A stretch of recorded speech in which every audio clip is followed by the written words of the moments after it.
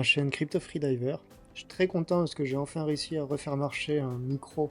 Donc le son devrait être un peu meilleur que ma première vidéo. Alors cette vidéo c'est un peu un test, j'ai des choses à faire en crypto, donc je me suis dit autant me filmer, ça m'entraînera à être de plus en plus fluide et de plus en plus clair dans l'exercice de montrer ce que je fais. Donc l'idée est très simple, là je suis sur Indodax, c'est une plateforme, un exchange indonésien. Donc j'ai de l'argent fiat, donc ici 20 millions de roupies indonésiennes, IDR. Ça vaut environ 1225 dollars. J'utilise toujours XE pour faire les conversions, pour être sûr où sont les frais, est-ce que je me fais avoir, combien je paye à chaque transaction.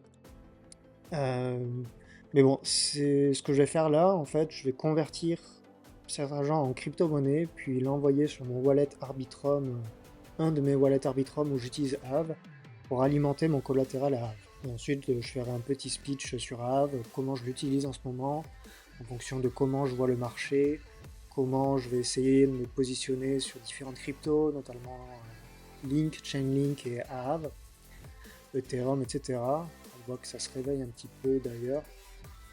Pas beaucoup, 1%, mais là ça me paraît pas mal.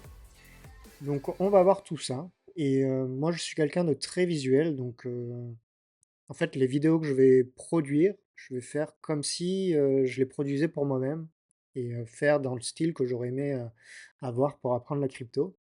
Je vais faire ensuite d'autres tutoriels, vraiment en partant de zéro, installer sur son Google Chrome son premier wallet, comment sécuriser ses clés privées.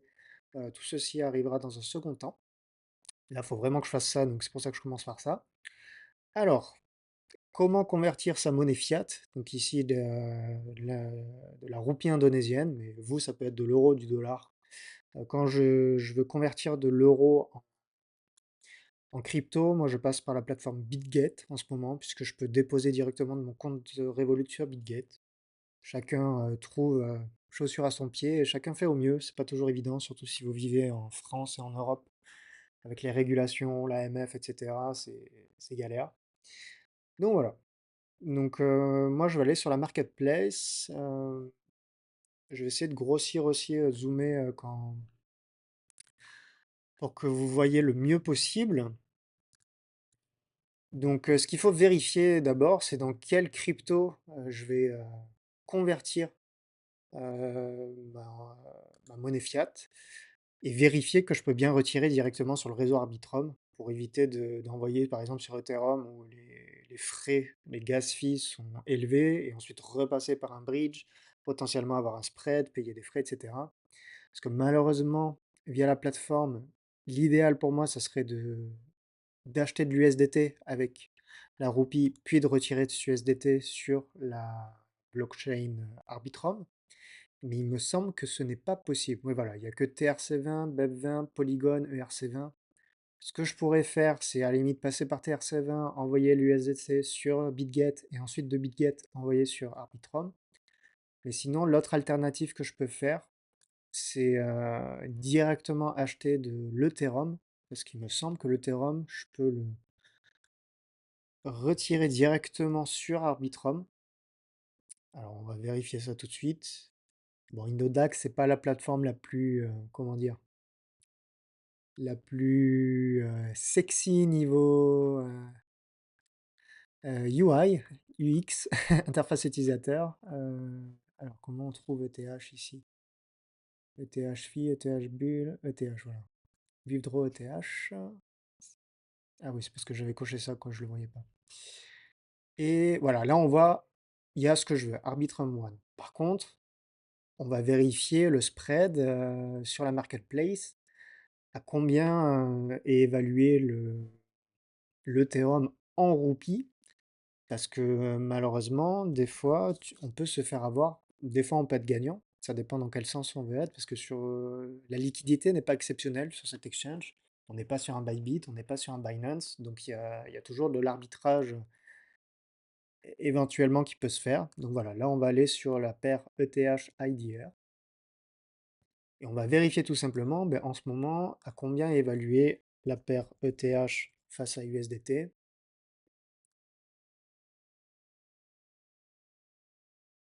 si ça veut bien charger. Bon, voilà, on va prendre 2712 $. Donc, combien ça vaut de roupies? 2712 $,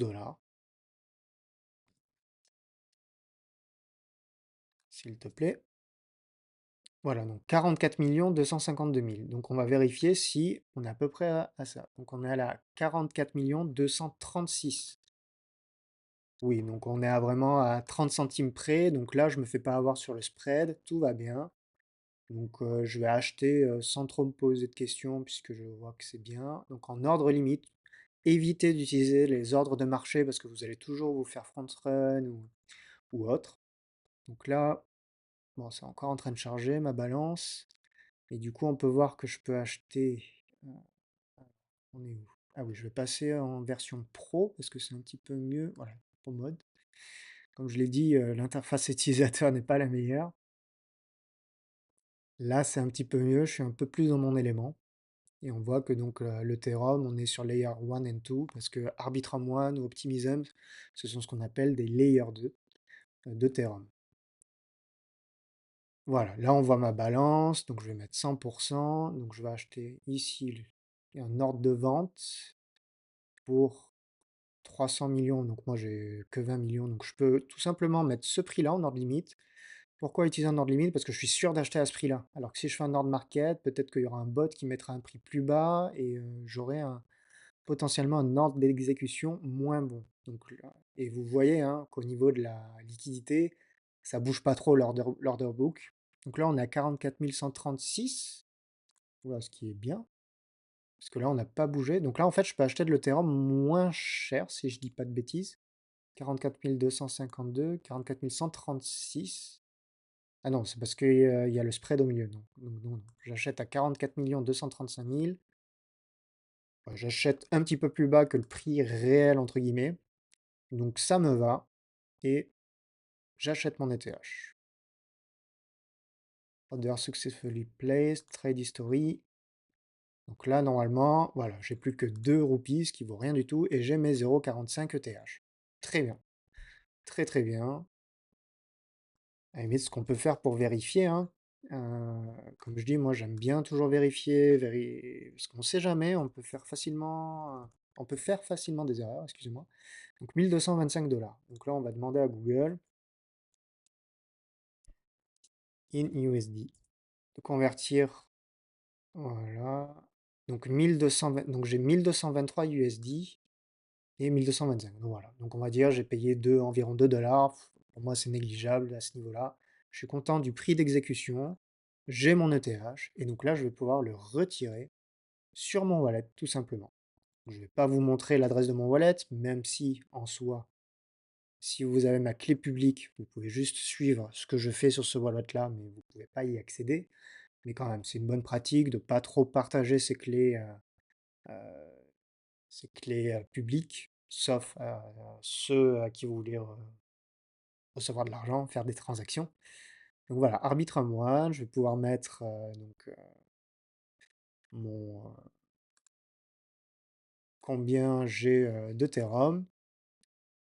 Donc je vais arrêter ici pour pas vous montrer mon adresse et je vous reprends juste après dès que j'ai reçu cet Ethereum sur mon wallet Rabi Wallet que j'utilise sur la blockchain Arbitrum One. Bon, ben me revoilà, c'est parfait. Donc j'ai bien pu envoyer l'Ethereum directement sur mon wallet Arbitrum. Donc là, on peut voir les 3 dernières transactions. Donc j'ai fait un deposit de 20 millions de roupies. J'ai acheté mon Ethereum. J'ai fait 2 retraits puisque j'avais jamais fait ce chemin auparavant. Donc j'ai pu ajouter mon wallet en whitelist. Donc toujours évidemment quand vous utilisez des exchanges, toujours mettre la sécurité maximale, même si c'est un petit peu contraignant au début. On vous demande des 2FA, donc des doubles authentifications. On vous envoie des codes par email, voire par SMS, voire les trois en même temps, pour ajouter une adresse en whitelist, une adresse de retrait de votre wallet. Donc moi, c'est ce que j'ai fait, et vu qu'elle est whitelist maintenant, donc ça permet de réduire la sécurité, et du coup, j'ai plus qu'à recevoir un code au lieu de deux ou trois pour envoyer sur l'adresse whitelist. Et vu que c'est la première fois, même si on fait des copier-coller, etc., pour éviter toute erreur, je fais toujours un premier retrait, j'attends que je reçois bien, et si je reçois bien, je sais que je peux y aller ensuite presque les yeux fermés, toujours vérifier qu'on envoie bien au bon wallet, etc. Mais si on a une adresse whitelist, on l'a déjà essayé une fois. Si on reclique sur whitelist, on fait plus de copier-coller, etc. Il n'y a rien qui change. Donc au moins, ça permet d'éviter de faire des erreurs. Une fois, j'ai fait une erreur qui m'a coûté 35 000 dollars. De cette manière, j'avais envoyé sur la mauvaise adresse des caps. Mais bon, je garde cette anecdote pour une prochaine fois. Donc voilà, j'ai bien reçu l'Ethereum. Donc si on va sur Aave, là où je veux déposer mon argent, donc on peut voir que j'ai bien une balance, donc wallet balance Ethereum de 0,469. J'avais déjà 50 dollars d'Ethereum que je garde toujours, minimum 50 dollars en dehors du collatéral Aave pour payer les gas fees, puisque chaque fois qu'on va faire des transactions on-chain, il faut payer des frais pour payer tout simplement la puissance de calcul qu'on utilise sur la blockchain pour chaque transaction. Donc plutôt que de supply, donc d'alimenter en collatéral directement en Ethereum, vu que pour le moment je préfère la jouer safe, tout garder en stablecoin pour le moment, puisqu'on est quand même entre deux, comment dire, le marché est assez ennuyeux dernièrement, c'est assez flat. Faut être patient. Moi, globalement, ça me plaît ce qui se passe pour le moment, mais on n'est pas à l'abri, voilà, de redip, de redescendre. Donc voilà. Pourquoi je vais pas supply directement l'Ethereum et ensuite switch l'Ethereum à USDT? Parce que tout simplement, j'ai moins de contrôle quand c'est directement en collatéral Aave sur le spread. Ici, on peut voir par exemple que j'ai un spread positif. Donc là, ce qui est bien, c'est-à-dire que si je convertis mes USDT pour acheter de l'Ethereum, mais je gagne de l'argent. Mais ça veut dire potentiellement que dans le sens inverse, vu qu'il y a l'arbitrage, ben, je vais payer 0,10% de valeur. Donc je préfère passer par un MetaDex. Donc j'utilise souvent LamaSwap, qui est un MetaDex, donc c'est-à-dire parce qu'on a plusieurs DEX, on a par exemple OneInch, Uniswap et plein d'autres. Et en fait, LamaSwap va tous les comparer. Donc il se met une couche au-dessus et il va tout comparer. Et ce qui, je trouve, est très pratique. Et pour avoir, du coup, tout simplement le meilleur prix d'exécution. C'est ça l'objectif. Ici, on peut voir que voilà, j'ai 1269 dollars d'Ethereum. Si on se souvient, normalement, j'avais 1225 dollars.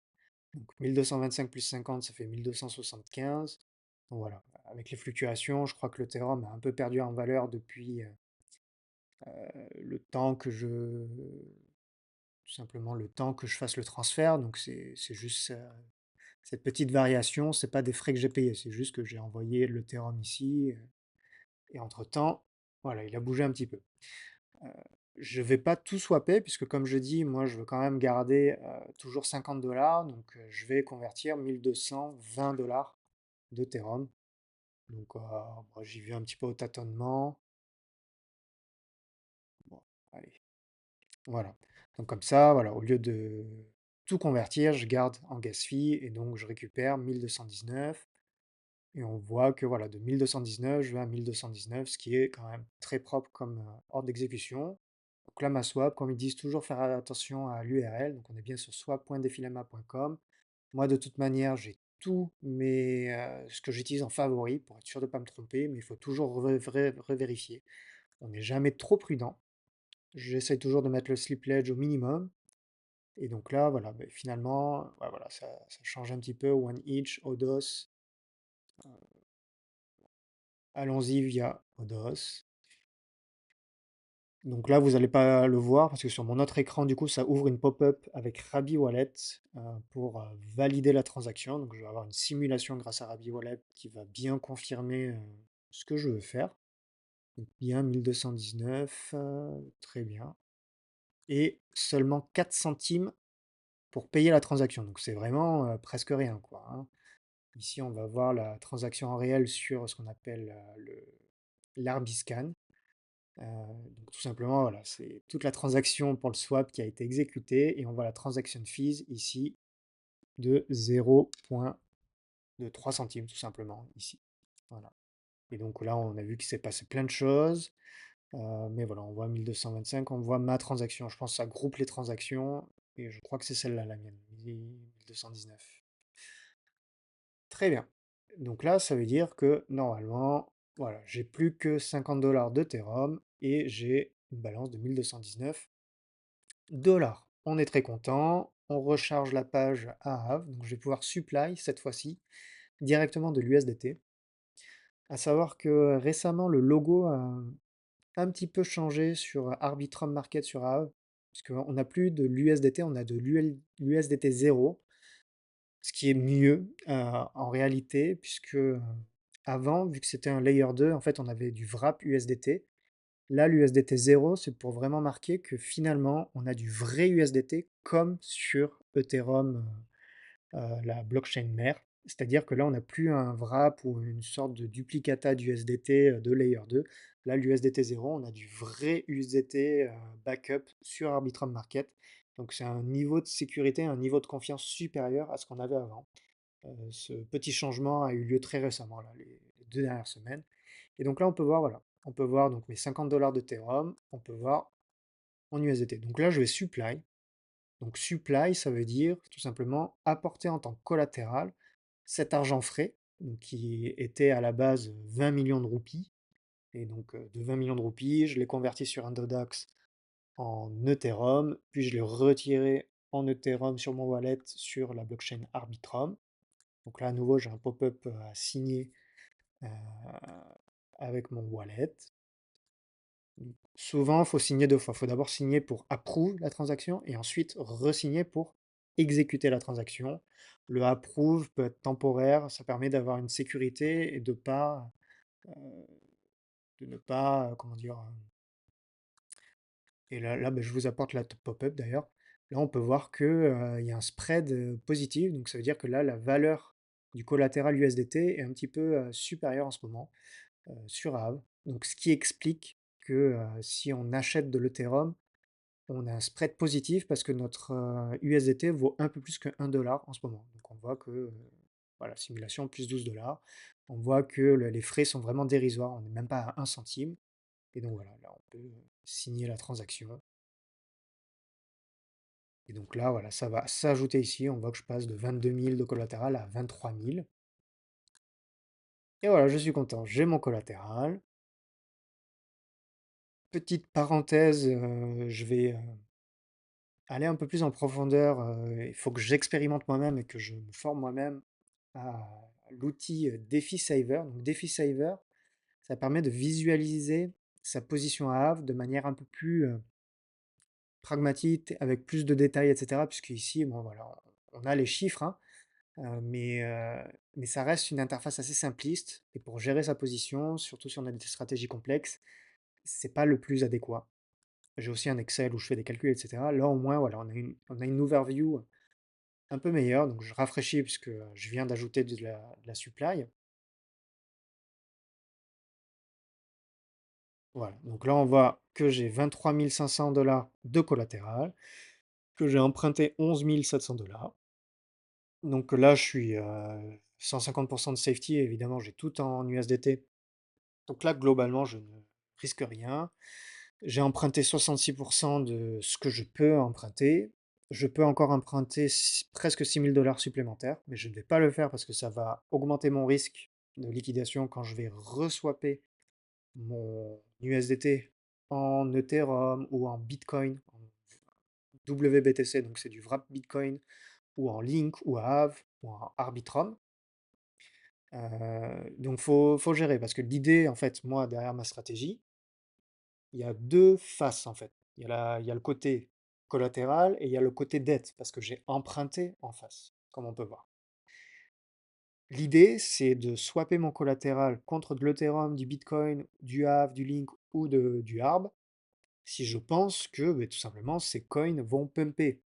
Ah d'ailleurs là, très bien, j'ai très très bien. Et je pense que je vais recommencer là progressivement, faut jamais se précipiter. Là, on est plutôt à un bon niveau, je pense. Donc, voilà. Et pour l'exemple, en plus, parfait. J'ai envie d'acheter un petit peu d'Ethereum, j'ai envie de me réexposer un petit peu sur le marché, parce que bah, tout simplement, je pense que la semaine prochaine, on aura peut-être une petite réaction positive. On va peut-être récupérer à nouveau, allez, si on récupère ici les higher low, on va peut-être choper 3% sur Ethereum. Peut-être plus si on arrive enfin à se réveiller un petit peu. Là, on voit que voilà, on est sur un éventuellement support. Bon, si ça casse, on ira plus bas, mais c'est pour ça que j'achète petit à petit. Parce que si j'achète ici, bah, si on va plus bas, bah, je continue de racheter, je continue de racheter, je continue de racheter. Et c'est pour ça, souvent, je me suis pris au piège à racheter trop tôt, à être impatient. Et au final, ça descend plus bas et j'aurais pu avoir un prix d'achat bien meilleur. Donc c'est pour ça, maintenant, j'essaye de pas FOMO, hein, mais bon, on y est tous à un moment ou à un autre, hein. Donc ici, par exemple, voilà, on va acheter 1000 $ d'Ethereum. Comme ça, je vous montre vraiment ce qui se passe sur un swap. Et là, en plus, voilà, je gagne 0,3%. Donc ça veut dire que je vais tout simplement être payé pour faire swapper. Parce que ben, là, sûrement, des gens, les pools de collatéral à Havre sont un petit peu déséquilibrés. Donc c'est pour ça qu'il y a du spread. Des fois, c'est l'inverse. Des fois, évidemment, le spread est négatif. Et donc, on paye un petit peu de spread. C'est comme si on payait des frais, en fait. Mais des fois, c'est à notre avantage. Et là, normalement, on devrait voir que c'est à notre avantage. Donc là, je convertis 1000 USDT, USDT 0. Donc normalement, qui ont une valeur de 1 $ flat. Mais en fonction de l'arbitrage des poules, ben, ces 1000 USDT peuvent valoir un petit peu plus que 1000 $. Donc là, il y a une petite erreur, donc je vais rafraîchir. Des fois, ça arrive, hein.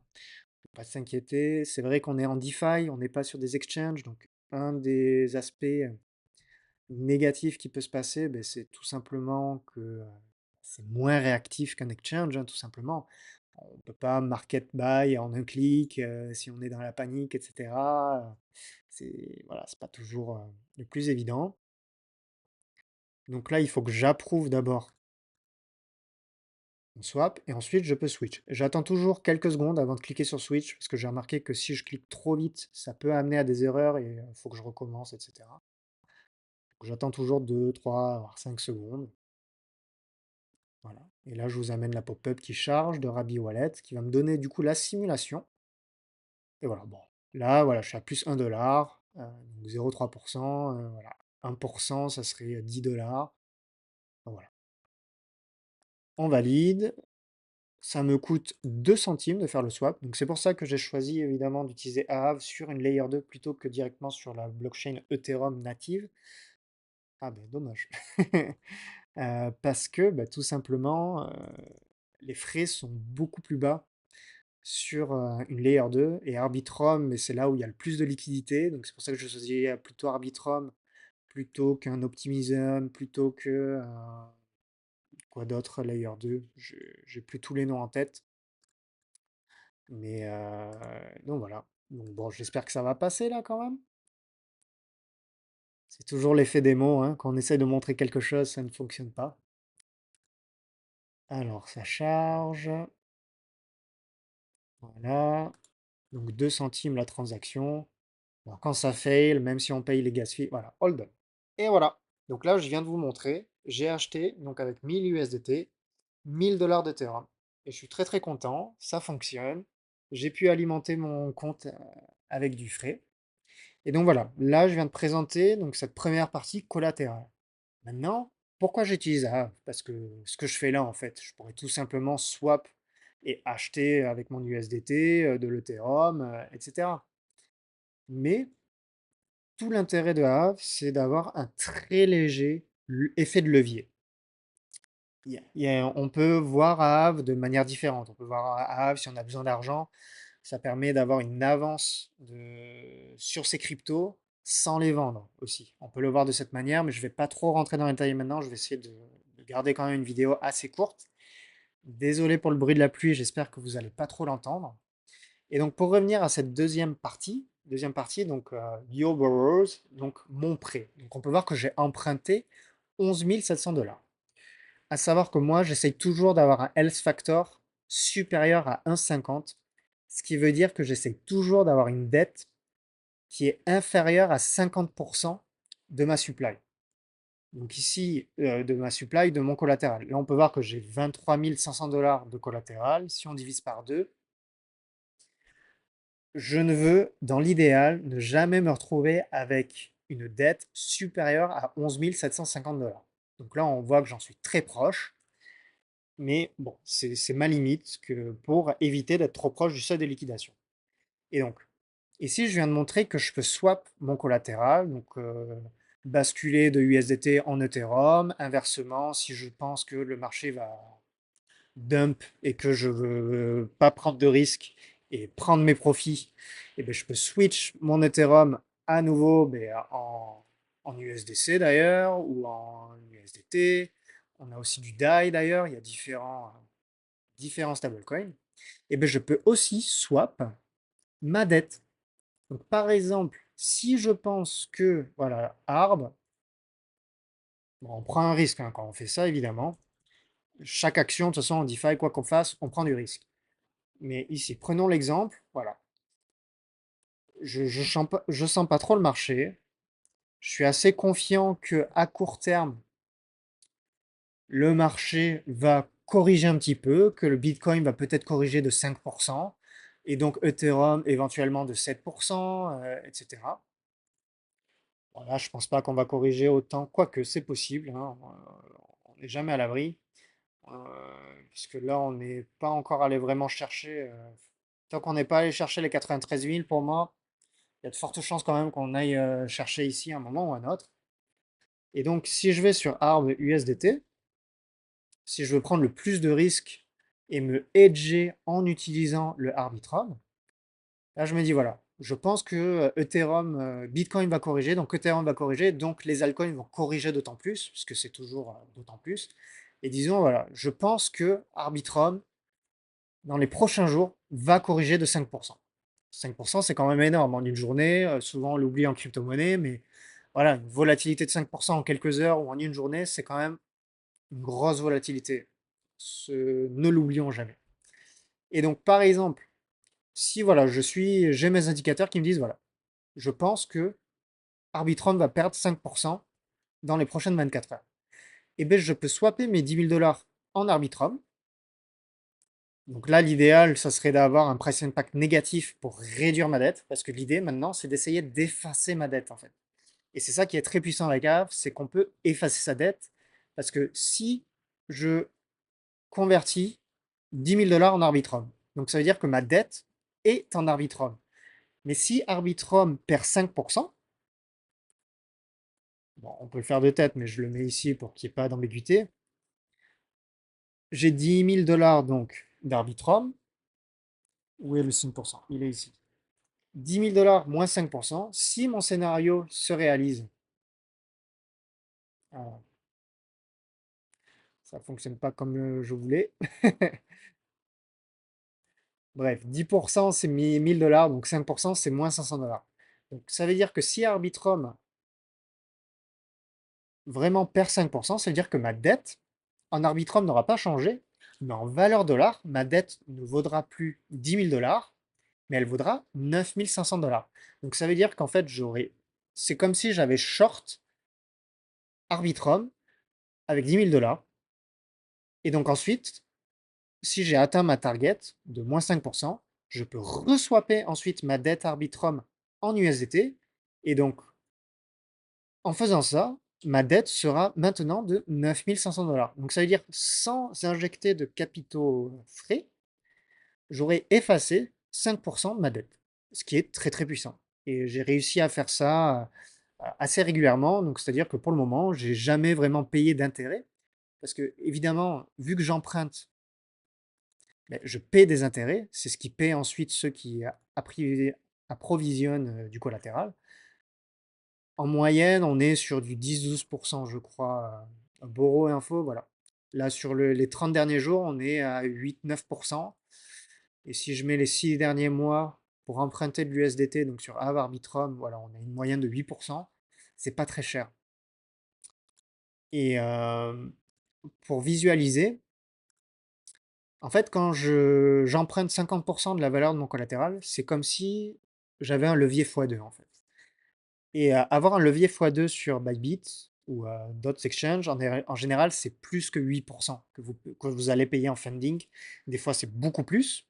Des fois, vous pouvez être payé par votre funding et ça peut être équilibré. Mais voilà, là, on peut voir que tant que j'ai de l'USDT, que je suis payé une plus grande somme, on peut voir qu'en net, pour le moment, avec ma position, je suis payé en fait. En ce moment, je récolte plus d'intérêt sur mon collatéral que l'intérêt que ma dette augmente. Donc je suis désolé si c'est un peu confus, si ça fait beaucoup à digérer, je sais. Je vais essayer de conclure rapidement maintenant. Mais voilà, là je viens de vous présenter globalement ma stratégie un peu de swing trading. Une partie, donc l'idée c'est d'augmenter le plus possible mon collatéral parce que c'est mon argent et c'est avec lequel je peux trader la crypto-monnaie sur A.